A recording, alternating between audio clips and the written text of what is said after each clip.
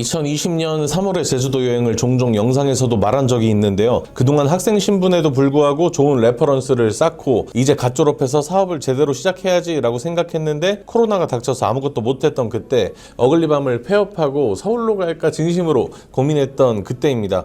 이 당시 저에게 가장 큰 위로를 줬던 건 밀란 쿤데라의 참을 수 없는 존재 가벼움이라는 소설과 사비나 앤 드론즈의 스테이라는 음악이었는데요. 이 두 명의 아티스트 덕분에 저는 구원을 받았고 다시 일어설 수 있었습니다.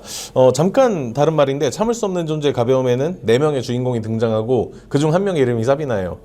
오늘 해드릴 이야기가 얼마나 운명적인지 느껴지실 겁니다. 사비나 앤 드론즈를 계속 좋아했고 약 1년 뒤 그녀의 콘서트에 다녀왔습니다. 그리고 콘서트 후기를 영상으로 남겼죠. 여러분이 보고 있는 이 어글리밤 오리지널 채널이 아니라 옛날에 어글리밤 채널에 이런 영상이 업로드가 되어 있을 겁니다. 힙스터라면 꼭 들어야 할 힐링 사운드 사비나 앤 드론즈. 현재 조회수는 156회인데요. 정말 제가 좋아하는 음악을 소개하고 싶어서 만든 영상이었습니다. 그런데 영상을 올리고 얼마 지나지 않아 댓글이 달렸습니다.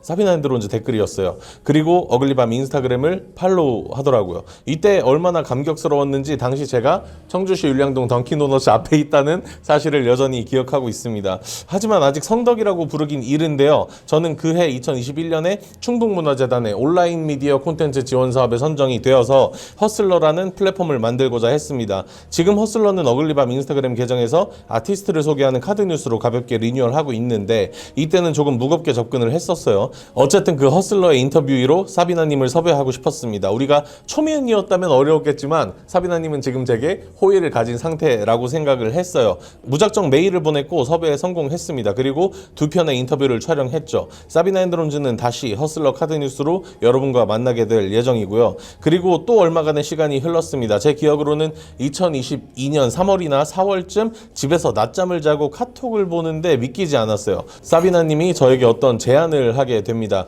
최초의 팬미팅을 하게 되는데 말도 잘하고 음악과 기획에 대한 이해도가 있는 사람을 생각하다 보니 제가 생각이 났다고 하시더라고요. 그날은 일정이 안 돼도 돼야 했습니다. 미친 기회니까요. 다이어리 안 보고 수락을 했고 2022년 6월에 팬미팅을 진행을 했습니다. 이 정도면 성덕이라고 할 만하겠네요. 오늘 영상으로 여러분께 드리고 싶은 말씀은 기획에 대한 이야기인데요. 이 영상을 보고 있는 분이라면 온라인으로 콘텐츠를 발행하거나 어떤 작품을 창작하는 분일 확률이 높다고 생각합니다. 다양한 콘텐츠로 연결고리를 만들어 나가는 게 중요한 것 같아요. 제가 사비나님과 어떤 작업을 하고 싶어서 그 콘텐츠를 만든 건 아니지만 한번 이런 경험을 하고 나니까 전략적으로 접근할 수 있겠다는 생각이 들더라고요. 또 지금껏 제가 올린 많은 영상들을 보고도 출연이나 협업 제안이 들어오는데 그분들의 구독자는 저보다 훨씬 높으신 분들이 많습니다. 이런 분들도 연결고리를 계속해서 만들려고 하는구나 라고 깨달았고요. 아마 많은 분들이 아실 텐데 자청이라는 유튜버 또한